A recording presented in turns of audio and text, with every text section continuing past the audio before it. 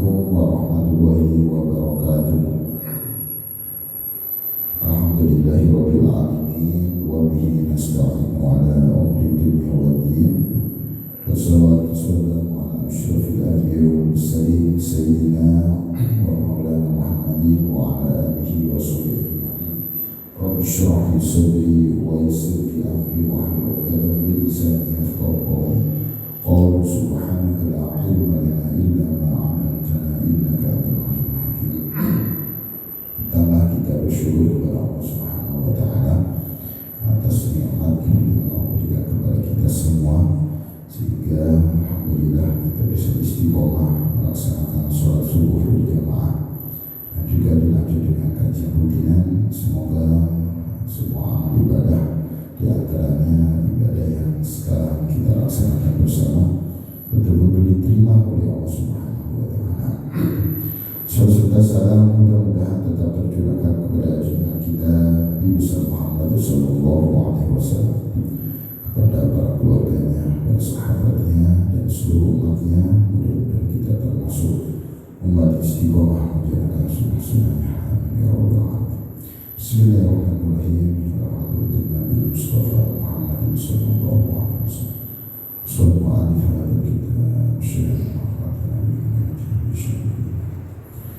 Syukur lahum al-Fatihah.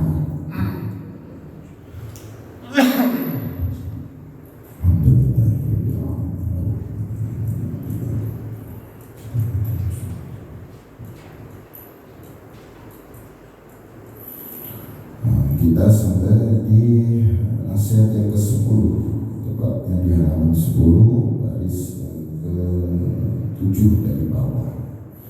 Bismillahirrahmanirrahim. Qala al-mu'allif rahimakumullah wa nafa'ana bihi wa bi'ulumi fid darin.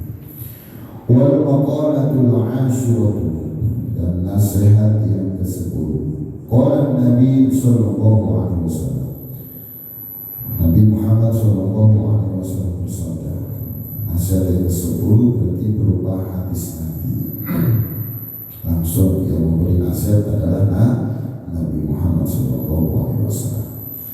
Bentuk nasihatnya thalathatun nafar, 3 golongan atau 3 kelompok. Yudhillihumullahu tahta dhilli 'arsy. 3 golongan tersebut Allah akan memberikan naungan kepada mereka, kepada 3 golongan yang tadi disebutkan. Tahta dhilli 'arsy, di bawah naungan arsy-Nya. Kapan diberi naungan tersebut? Yauma la dhilla illa dhilluh, pada hari yang tidak ada naungan kecuali naungannya Allah Subhanahu wa taala. Ay yaumal qiyamati, yakni pada hari kiamat. Nasihat dari Nabi Muhammad SAW bahwa ada 3 kelompok, 3 golongan yang Allah Subhanahu wa taala akan memberi naungan kepada 3 kelompok tersebut pada hari yang mana hari tersebut tidak ada naungan kecuali hanya naungannya Allah Subhanahu wa taala. Hari tersebut yaitu yaumul qiyamati, pada hari kiamat. Siapa 3 golongan tersebut? Yang pertama, al-mutawaddi'u fil makarih. Al-mutawaddi'u fil makarih, yakni orang yang berwudu di waktu yang tidak disenangi karena mungkin kedinginan dan lain sebagainya. Makarih jamu makruhin bi fathil mimi war ra'i. Lafaz makarih jamak dari lafaz makruhin di fathah mim dan ra-nya.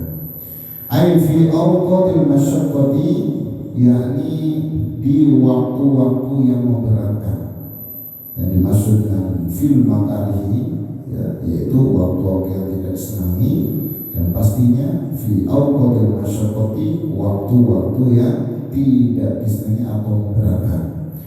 Wa hiya awqatil bardi syadidi, yang dimaksud dengan waktu-waktu yang memberatkan, itu diantaranya waktu-waktu yang sangat dingin. Itu yang pertama.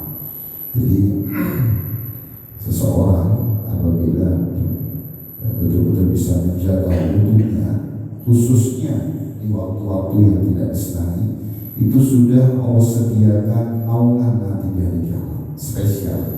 Ya, naungan itu ya, perlindungan, pertolongan, penjagaan dari Allah Subhanahu wa Ta'ala.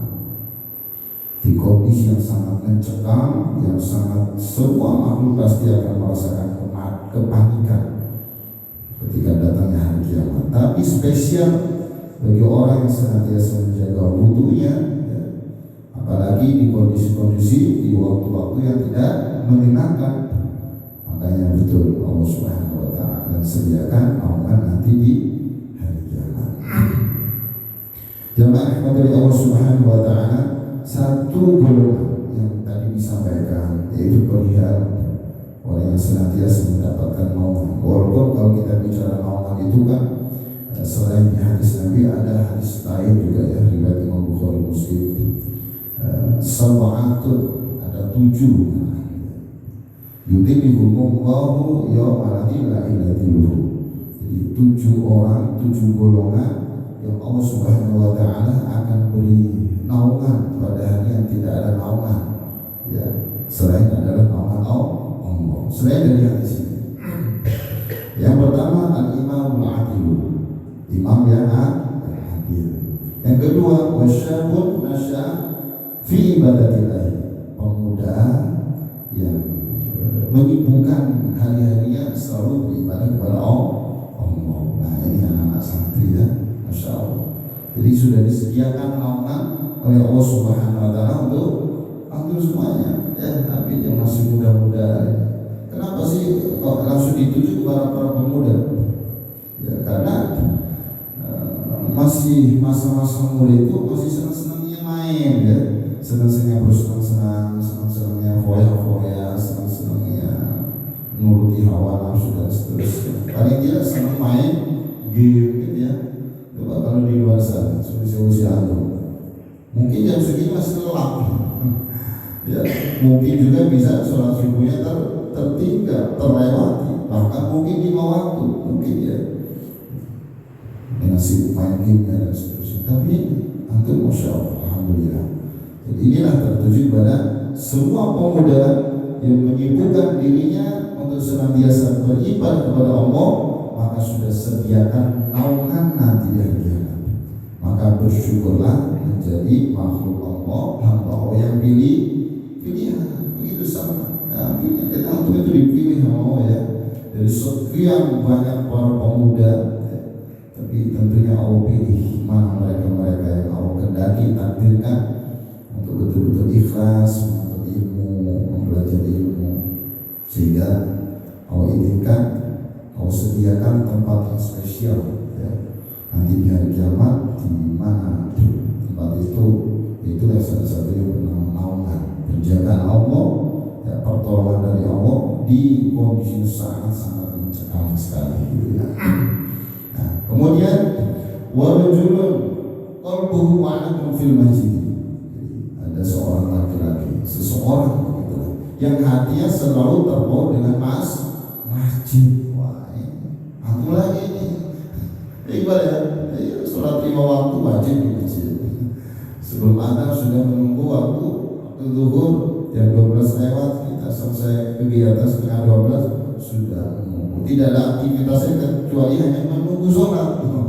Masya Allah ya. Jadi seorang yang terpaut hanya dengan masjid, siapapun dia, selagi dia beriman Muslim, maka sudah Allah sediakan nanti di hari kiamat, yaitu naungan yang tidak ada yauma la dhilla illa dhilluhu. Ya, tidak ada naungan kecuali hanya naungan Allah. Ya, siapa lagi yang bisa memberi naungan? Semua milik Allah, semua pertolongan hanya milik Allah, semua keadaan kondisi semua adalah milik Allah. Yang pasti yang memberi naungan adalah Allah. Makanya yauma la dhilla illa dhilluhu kata Nabi. Berarti diulang di hadis ini disampaikan begitu. Di hadis Imam Bukhari Muslim dari Abu Hurairah itu juga disebut itu. Tidak ada naungan kecuali hanya naungannya Allah. Dan suatunya luar biasa. Naungan Allah itu hanya diberikan kepada orang-orang spesial. yang hatinya terpaut dengan masjid itu. Ya, makanya nggak semua orang Allah kehendaki bisa hatinya terpaut dengan masjid, betul. Ya, semua itu ya semua Allah yang menghendaki, semua Allah yang mengatur. Luar biasa. Dan ketiga, terus kemudian yang keempat, ya hadis yang selain hadis ini yang akan mendapatkan naungan nanti dari kiamat itu, wa rajulani tahabba fillahi ijtama'a alaihi wa tafarraqa alaihi. Dua orang yang saling mencintai karena Allah, fillahi karena Allah, ijtama' dia kumpul bersatu karena Allah, wa tafarraqa bahkan dia berpisah pun karena Allah. Ya. Jadi semua itu didasari karena Allah, bukan karena harta, bukan karena jabatan, bukan karena kedudukan, bukan karena diiming-iming ini, itu dan seterusnya, tidak. Tapi dia berkumpul, berbarengan, bersahabat, dia berteman, ya, bersaudara, semua itu hanya fillahi karena Allah. Karena semua sudah didasari karena Allah, maka ternyata ada janji Allah yaitu naungan nanti di kiamat. Dan kita mencintai itu kan suatu hal yang luar biasa, menyenangkan, ya. Selain menyenangkan juga membahagiakan, mengembirakan. Itu pun juga masih disediakan naungan nanti di hari kiamat. Nah, itulah pentingnya kita untuk membangun saling mencintai. Bahkan kita berpisah pun yang penting karena Allah.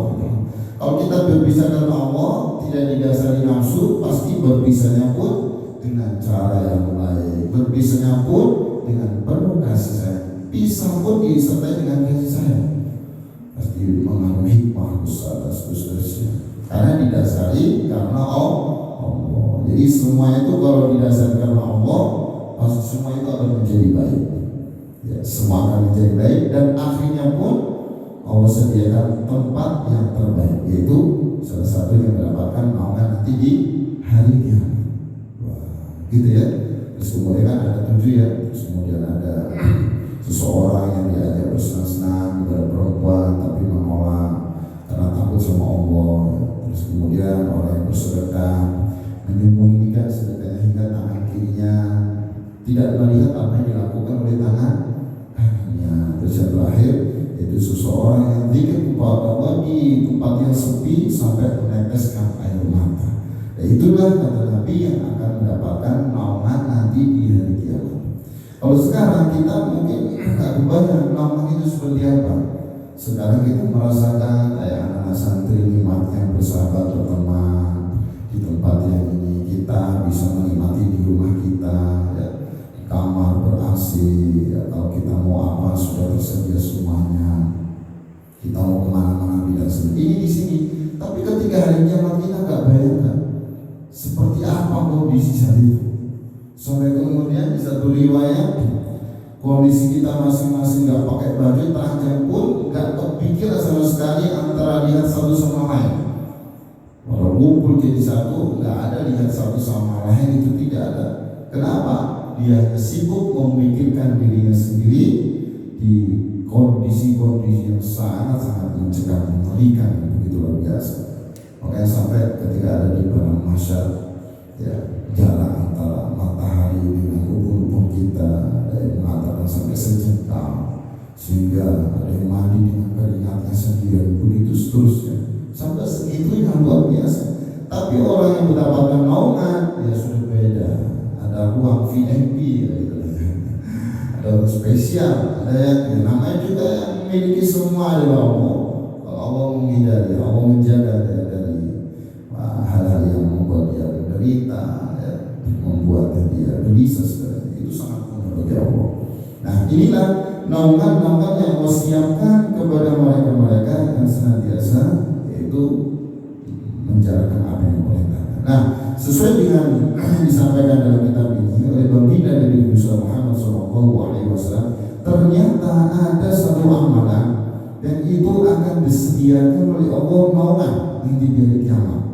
Nah, itu yaitu kita yang senantiasa menjaga wudu, mau melaksanakan wudu walaupun dalam kondisi dingin, wudu, insya Allah.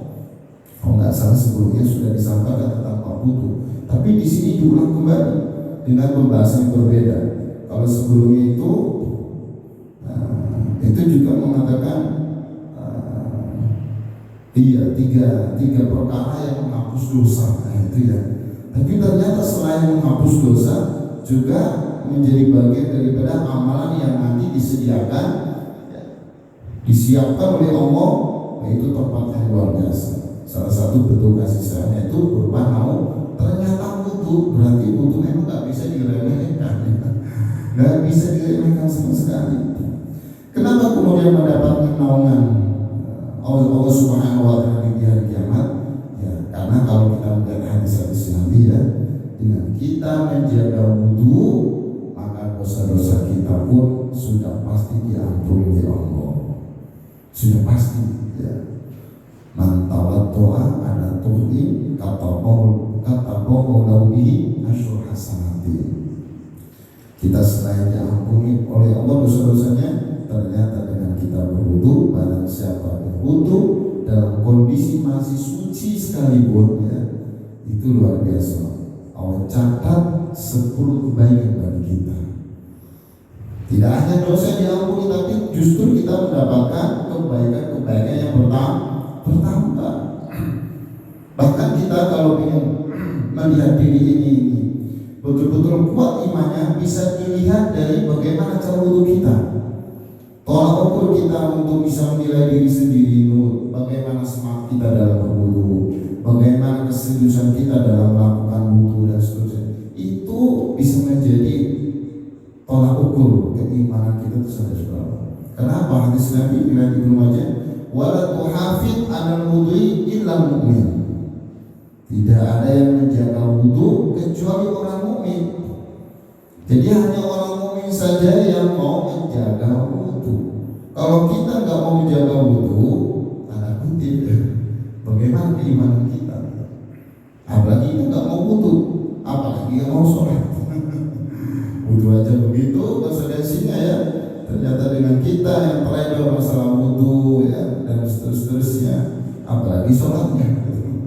Ternyata menjadi tolak ukur keimanan kita kepada Allah itu bisa dilihat bagaimana kita dalam menjalankan amalan yang namanya wudu. Nah, maka ketika kita terus, apalagi yang bisa mengamalkan tawabul wudu ya, terus menerus bisa menjaga wudunya, itu luar biasa. Batal wudu ya, kita sama-sama belajar ya anak-anak santri ya. Batal wudu, masya Allah, spesial seperti sahabat Bilal bin Rabah, masya Allah. Ketika Rasulullah SAW selesai sholat Mi'raj, ya, paginya itu asbahah, di waktu pagi kemudian Rasulullah SAW fada'a Bilal, panggil Bilal, ya Bilal, dengan amalan apa engkau mendahului ke surga? Bilal bingung, kok tiba-tiba begitu Rasulullah? Aku semalam habis keliling di surga, tapi ternyata aku dengar suara sandalmu di sana. Ternyata suara sandalnya Bilal itu ya, trompa bangkiatnya karena begitu. Itu sudah terdengar di surga oleh Rasulullah. Ya, makanya bahasa Rasulullah itu, dengan amal engkau mendahului surga. Belum apa-apa sudah terdengar suara sandalnya Bilal bin Rabah.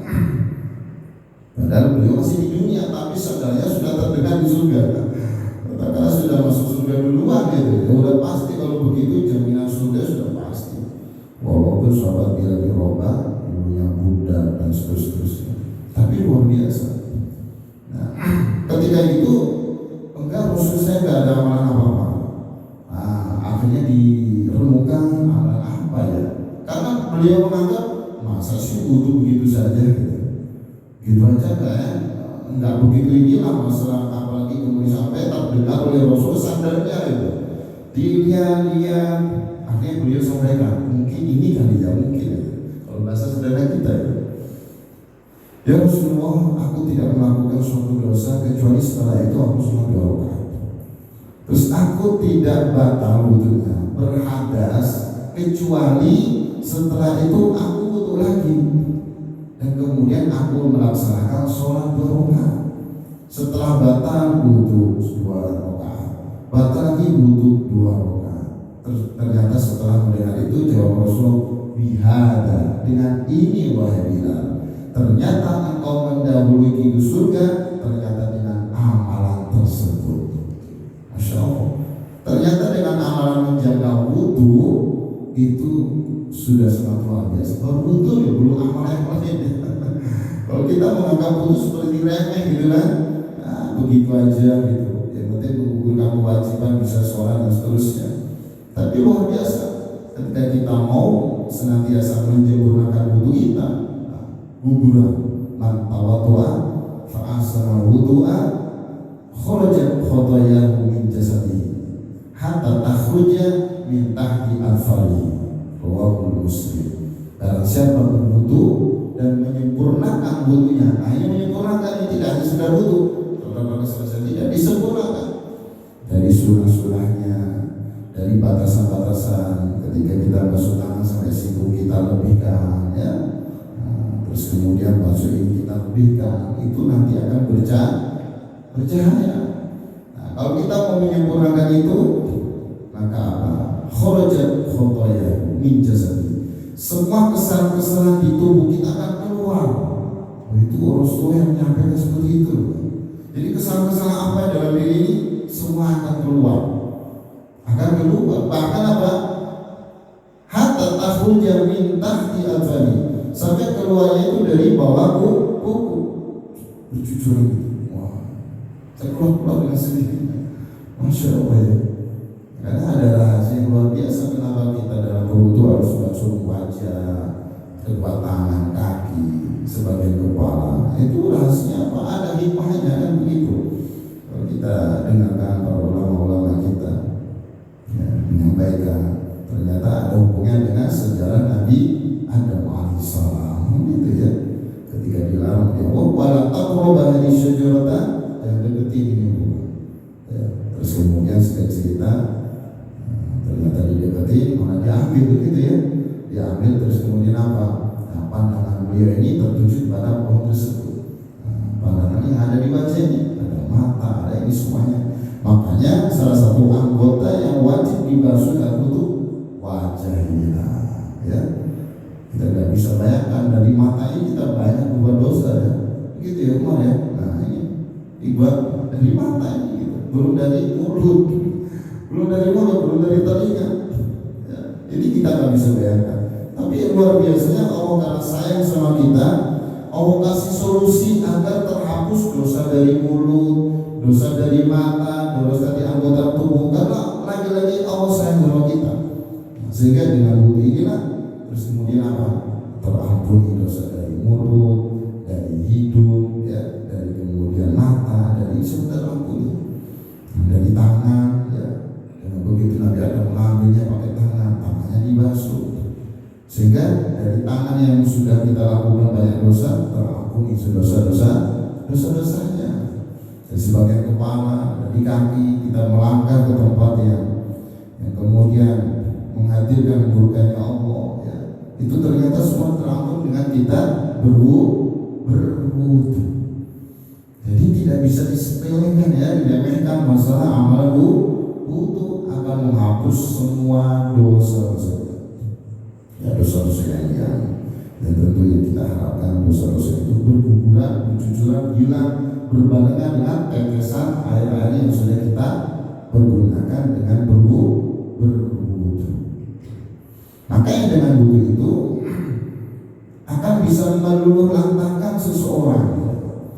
Ketika kondisi kita sedang lagi emosi, lagi marah, ya, kadang kita itu naluri manusia ada sifat begitu ya, marah, emosi, begitu dafa, lagi marah misalnya, sultan, misalnya. Nah itu ada solusi yang Allah yang Rasul berikan. Innal ghadaba minasyaiton, sesungguhnya marah itu dari syaitan. Wa inna syaitana khuliqa minan nar, sesungguhnya syaitan itu diciptakan dari api. Wa inna ma tudfa'un nar bil ma'i, dan sesungguhnya api itu bisa dipadamkan, dimatikan dengan air. Idza ghadiba ahadukum falyatawaddo, ketika di antara kalian itu marah, maka hendaklah berwudu. Jadi wudu itu solusi dari apa? Segala hal yang berkaitan dengan gangguan syaitan. Tidak hanya marah saja, marah kan menjadi simbol bahwa itu diganggu oleh syaitan. Ketika kita ingin jauh-jauh dari syaitan, harus kemudian menjaga wudu. Gangguan syaitan kan banyak, gangguan ini, gangguan itu, gangguan ini, gangguan itu. Nah, secara khusus di sini marah itu sebagai bentuk diganggu oleh syaitan. Kenapa? Inna syaitan, inna ghadaba min syaitan. Jadi marah dari syaitan. Lagi-lagi balik bahwa itu adalah gangguan syaitan. Ketika itu merupakan gangguan syaitan, maka bagaimana cara untuk menghilangi itu? Menjadi penghalang, menjadi tabir, ternyata dengan air. Dalam hal ini yaitu berwudu. Rawahu Abu Dawud. Nah, itu pentingnya kita menjaga wudu. Kenapa? Ya pasti sebelum kita disediakan naungan itu, dosa-dosa kita sudah terampuni oleh Allah. Kalau kita ditanya, maukah dosa kita diampuni oleh Allah? Haris mau? Ya, dikri mau dikri. Ya, saya tidak mau. Siapa yang tidak mau dosanya diampuni. Justru yang kita cari di dunia ini adalah pengampunan dari Allah sebenarnya. Kalau dosa kita diampuni, selesai semuanya itu ya. Selesai itu. Pasti sudah dijamin oleh Allah bahagia dunia akhirat. Kalau dosa kita diampuni. Ya, dosa kita diampuni sudah aman, alhamdulillah gitu. Tapi naluri kita kan memang ada nafsu ya, ada syaitan dan seterusnya. Maka ya wajar kalau kita manusia pasti pernah berbuat dosa. Tapi Allah kirimkan ya amalan-amalan yang kemudian bisa menjadi solusi agar dosanya diampuni. Nah, ternyata salah satunya adalah wudu.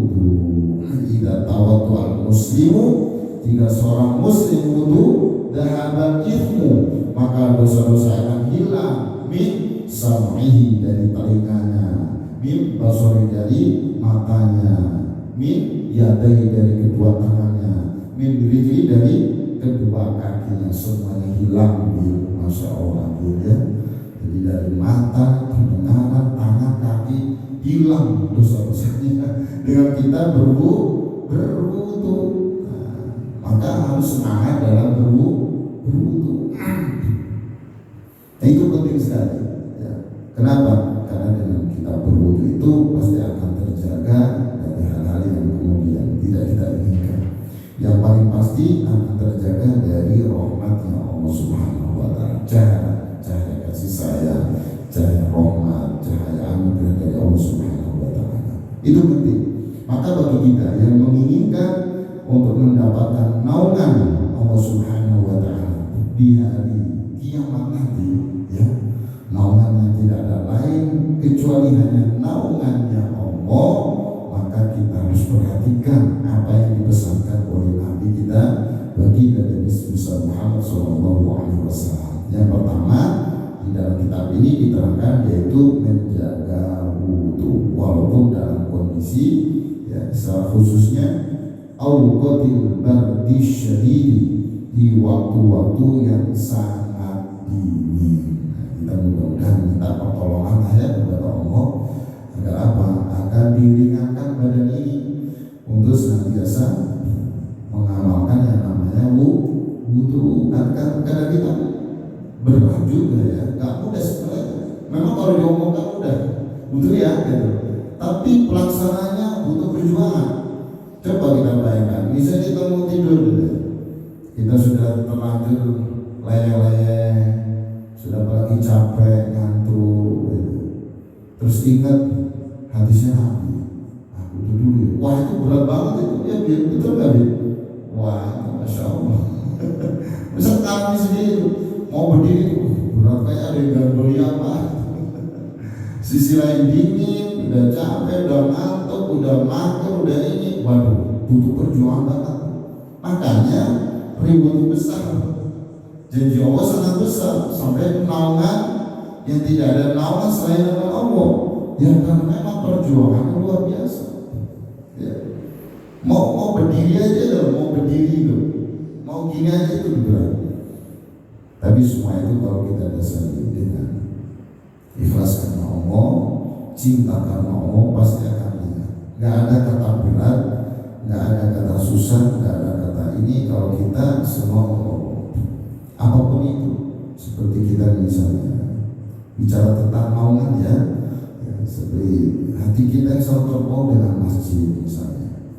Apalagi bagi pemuda-pemuda ya, yang selalu hati-hatinya untuk senantiasa disibukkan untuk beribadah kepada Allah. Itu semua kan berat sebenarnya. Tapi kalau didasari karena Allah semua itu nggak ada yang berat, nggak ada yang berat. Bisa kita pengen istiqomah sholat berjamaah, misalnya.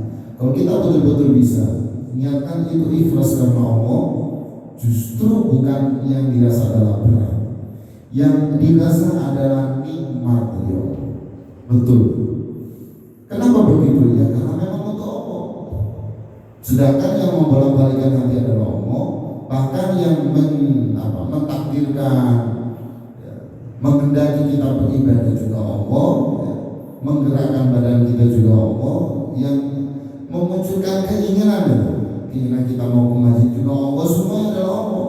Terus kalau kita ibadahnya untuk Allah, pasti Allah akan ringankan kita untuk melaksanakan amalan itu. Yang dirasa bukan lagi berat, yang dirasa bukan lagi tidak enak, apalagi menjadi beban, tidak. Justru kalau kita niatnya karena Allah, yang dirasa adalah kenikmatan yang besar. Apa dikri? Kenikmatan yang besar. Buktinya apa? Buktinya bisa istiqomah. Ini salah satunya. Bisa istiqomah, bisa dimudahkan sama Allah untuk bisa istiqomah. Kenapa? Dirasa sudah nikmat. Coba kalau beban yang berat untuk bisa istiqomah. Iqbal ya? Iya benar. Bisa mau sholat ini jadikan beban. Ya. Besok udah nggak lagi. Ya, namanya beban berat. Mungkin awalnya berat, awalnya berproses kita laksanakan dengan penuh cinta kepada Allah. Justru itu nikmat, merupakan satu kenikmatan. Dan pasti kalau sudah begitu, Allah akan bantu kita untuk bisa tetap istiqomah. Walaupun amalnya itu sebenarnya berat. Misalnya sholat subuh berjamaah misalnya. Pasti karena kita lakukan itu dengan penuh ketaatan kepada Allah, dengan penuh kecintaan kepada Allah. Intinya untuk menjalankan perintahnya Allah. Pasti Allah akan bantu untuk bisa istiqomah. Yang paling pasti akan diringankan kita untuk bergerak menuju tempat sholat. Yang pasti begitu, karena kita bergerak itu tidak mungkin kalau tanpa izin Allah. Pasti ada aja jalan, ada aja solusi untuk kita bisa istiqomah. Bahkan kalau kita sudah istiqomah melakukan amalan itu, ya, walaupun berat ya amalan menurut orang-orang di luar, menurut pada umumnya adalah amalan berat, seperti sholat subuh berjamaah misalnya, ya, itu kan berat. Buktinya tidak semua orang bisa mengamalkan. Itu benar. Mungkin karena kecapean sampai malam kerja aktivitas, ya wajar namanya manusia punya lelah seterusnya, sehingga agak kesiangan, agak keburu sholat berjamaah di masjid misalnya. Ada aja halangan seperti itu. Tapi kalau Allah ini kalau bisa istiqomah, kondisi situasi bagaimanapun, Allah akan membantu untuk bisa istiqomah. Kalau begitu, ketika kita nggak laksanakan amalan yang sudah biasa kita lakukan, itu seperti kita merasakan ada yang kehilangan. Bahkan akan merasa sedih, gelisah. Bahkan dalam menjalankan aktivitas saya pun kita terasa terus punya pikiran, ya Allah kenapa tadi aku nggak sholat ya, tadi kenapa kok ketinggalan ya, siangnya. Artinya sebagai bentuk kita itu ada merasa kurang berkenan, kurang nyaman gitu loh. Kalau dia istiqomah, padahal amalan berat, gitu. Padahal amalan berat. Tapi kalau sudah kita rasa nikmatnya, kita dulu sudah rasa hikmahnya, kita sudah rasa hal-hal yang lainnya yang di dalamnya itu penuh dengan kenikmatan, penuh dengan hikmah, penuh dengan ini dan seterusnya. Kalau kita sudah rasakan itu, walaupun berat justru menjadikan kita semakin senang, semakin cinta, semakin terus ingin untuk bisa istiqomah walaupun berat. Nah, pada intinya semua dikembalikan kepada Allah Subhanahu wa Ta'ala. Tapi kalau nggak karena Allah, sekali dua kali selesai, ya sama ya. Iya, coba aku kalau laksanakan ini sholat berjamaah di pondok wajib lima waktu. Antum melaksanakan karena Allah. Awalnya mungkin karena ustaz, awalnya karena aturan. Oke lah, kita kan berproses ya. Tapi pelan-pelan semua dilandasi karena hanya karena Allah. Ada ustaz, ada ustaz, ada aturan, ada aturan, tetap saya mewajibkan diri sendiri untuk melaksanakan sholat berjamaah di masjid atau sholat berjamaah. Walaupun nggak sempat di masjid, dimanapun tetap berjamaah. Misalnya seperti itu. Ketika itu dikasih karena Allah, begitu pulang pas liburan punya prinsip dia. Kondisi situasi bagaimanapun, karena saya berjamaah karena Allah, bukan karena ustaz, bukan karena aturan, akan tetap istiqomah dijalankan. Begitu kafabi. Nah, gitu coba. Amin ya. Tetap istiqomah. Kata ibunya istiqomah, ustaz, alhamdulillah banyak perubahan, sholatnya ini, wah masya Allah, ya, alhamdulillah, mudah-mudahan istiqomah. Karena yang dilihat bukan pusatnya, yang dilihat bukan aturnya, yang dilihat adalah Allah. Itulah gambaran kalau kita ibadah karena Allah, pasti Allah akan bantu, Allah akan tolong kita untuk bisa istiqomah melaksanakan amalan tersebut. Kalau nggak istiqomah atau nggak karena Allah, karena ustaz, begitu pulang, wah merdeka. Dan merdeka, asik, liburan, libur semuanya, sholat berjamaah libur, murojaah libur, ngaji libur, semua libur, di sini tidur. Sekarang jadwalnya tidur, wah. Sekarang jadwalnya main HP, begitu. Kalau bukan karena Allah, lihat kondisi. Jadi ibnu bi'ah, apa itu ibnu bi'ah? Anaknya lingkungannya ini lingkungan ini ngikut aja. Dan kalau lingkungan yang baik, alhamdulillah. Kalau lingkungan yang nggak baik, ngikut juga. Namanya ibnu bi'ah, lingkungan. Nah, itu kalau di sini baik, sholat berjamaah lima waktu, alhamdulillah, proses seterusnya. Begitu nanti liburan, lihat lingkungan baik, ikuti. Yang nggak baik, tidak mengajarkan sholat berjamaah misalnya, harus punya prinsip sendiri. Nah, itulah salah satu gambaran kalau kita laksanakan ibadah itu karena Allah, kita harus yakin pasti Allah akan bantu kita untuk bisa istiqomah. Kalau sudah istiqomah, itu sebagai bentuk tanda-tanda kenikmatan besar yang sudah kita dapatkan. Innal ladzina qalu rabbuna Allah tsumma istaqamu tatanazzalu 'alaihimul malaikatu alla takhafu wa la tahzanu wa abshiru bil jannati allati kuntum tu'adun. Kata Allah dalam Al-Quran itu, sesungguhnya mereka berkata, qalu rabbuna Allah Tuhan kami, tsumma istaqamu, kemudian mereka istiqomah.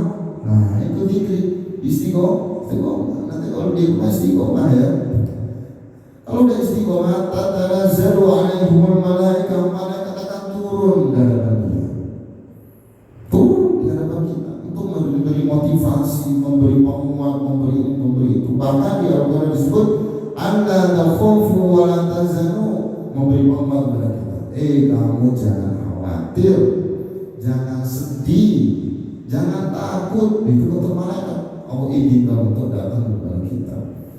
Jangan khawatir, gak usah khawatir, gak bisa ini, gak bisa itu. Gak usah khawatir gak bisa menghafal Quran, gak usah khawatir gak bisa itu. Kalau kita udah istiqomah sudah dijamin sama Allah. Innal ladzina qalu rabbuna tsumma istaqamu tatanazzalu 'alaihimul malaikatu alla takhafu wa la tahzanu. Yang lebih hebat lagi, wa absyiru bil jannati allati kuntum tu'adun. Dan dikasih kabar gembira kita ini yang sudah bisa istiqomah apa dengan surga yang dijanjikan. Maka pentingnya kita betul menjaga keistiqomahan dalam ibadah apapun itu, salah satunya ya sholat berjamaah ya. Terus kemudian wudu, terus kemudian zikir dan ibadah-ibadah yang lain, sholat duha, sholat tahajud ya. Al-istiqomah itu khairun min alfi karomah ya. Istiqomah itu lebih baik daripada 1000 karomah. Masya Allah, jangan 1000, 1 karomah aja sudah luar biasa gitu. Sebab fajar 1 karomah sudah luar biasa ya. Orang bisa terbang mungkin 1 karomah, orang bisa ini 1 karomah, tapi itu semua kalah. Walaupun berjumlahnya 1000 sekalipun, kalah dengan 1 amalan yang namanya istiqomah. Maka jangan meremehkan. Maka di pondok ini mengajarkan kepada kita semua, khususnya anak santri, sholat berjamaah wajib, puasa Senin Kamis wajib, sholat duha wajib, sholat tahajud wajib. Secara syariat oke sunnah, tapi aturan pondok wajib. Mengajarkan, sedang mencetak, membentuk, ya, mengolah kalau bahasa pabriknya gitu kan. Karena itu bahan baku ini, bahan baku yang siap diolah, tapi harus siap dihantam nih, diajar, kan diolah kan diprok gitu ya. Dididik, ini segala macam. Nah nanti bentuk kue, ya, kue yang enak, yang menarik, terjual mahal, begitu. Tapi kalau hanya bahan baku aja, hanya tepung saja, walaupun tepung yang bagus sekalipun ya, tapi kalau kemudian diolah, siapa yang mau makan tepung? Mobil ya, siapa mau makan tepung ya kalau udah diolah. Jadi kalau diolah pun tergantung yang mengolah juga, tergantung mesinnya, tergantung pabriknya, tergantung kualitas segala macam. Bahan bakunya bagus tapi yang mengolah nggak bisa. Atau yang mengolah yang penting mengolah, yang penting jadi begitu saja. Yang penting kadang-kadang jadi, yang penting banyak kadang-kadang. Ya pasti kuantitas, kualitas dan peminat dari konsumen pun akan berpengaruh sudah pasti. Coba kalau bahan bakunya bagus, yang kemarin lihat, ada hafalnya sudah 11 juz, ada yang 10 juz, ini terlihat antum bagaikan bahan baku yang bagus, masya Allah ya. Terus kemudian dikelola, sehingga jadilah harapannya bagaikan produk yang udah jadi, menarik dan rasanya juga enak kalau kue ya. Terus kemudian akhirnya banyak yang tertarik beli, sehingga wah manis. Semua orang pasti akan mencari itu. Wah harapannya begitu. Tapi harus buat dikelola dulu. Ya itu yang poinnya paling penting. Dididik, sholat jamaah wajib, harus kuat, harus sabar. Nah, harapannya nanti jadilah bahan yang dikelola, terus menjadi produk yang bagus. Itu salah satu gambaran. Nah, maka pentingnya di sini kembali kepada yang disampaikan oleh Nabi Muhammad SAW, bahwa nanti di hari kiamat itu ternyata ada naungan, ya.